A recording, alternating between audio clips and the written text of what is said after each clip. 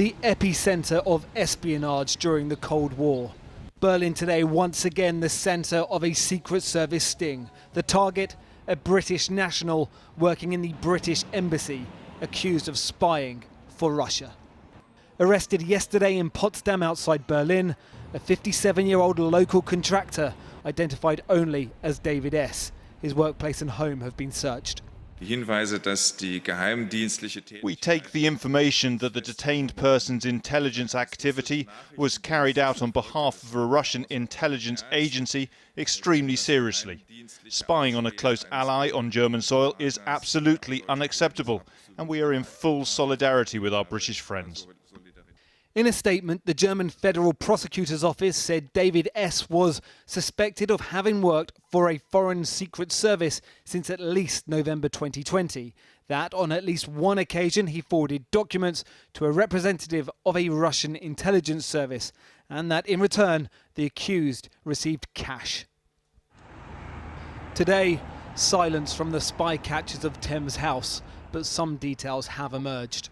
The arrest may have happened in Germany, but the operation has had what's been described as considerable involvement of MI5, the UK's own counter-espionage organisation, in what's been called a, quote, intelligence-led operation. Now, those are words with a subtext, the meaning of which this is a man who's been under surveillance for a significant period of time. German authorities are in charge of this investigation, the third time this year alone that alleged Russian spies have been arrested on German soil. One technician at the parliament, a Russian scientist at the university, and now David S. of the embassy. The three arrests can be seen as a clear message that security services are trying to prevent in Russian intelligence operations in their earliest stage. This is no isolated incident. The View, HMS Defender, where you're viewing it from, a Russian warplane 7 weeks ago buzzing a British ship in the Black Sea.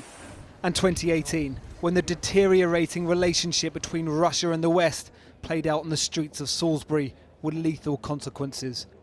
It wasn't the intended target that died, former Russian intelligence officer Sergei Skripal, or his daughter, though they were both poisoned, but Dawn Sturgis, an innocent British woman killed by a Russian nerve agent.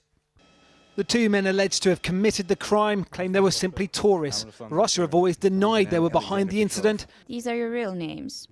Yes, those are real names. And the UK has never believed either of them, expelling 23 diplomats in retaliation.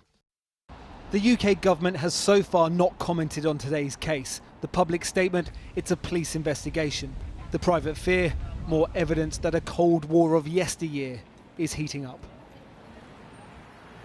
Important to note, Russia hasn't commented on this case either yet so far. In the last few minutes, though, we've been told that this man, this 57-year-old David S., has appeared before a German judge at the Federal Courts of Justice and has been ordered to remain under arrest pending further inquiries. Not a lot of detail there, but one thing we do know is that this man is not a diplomat, so his access to the most sensitive of information would most likely have been limited.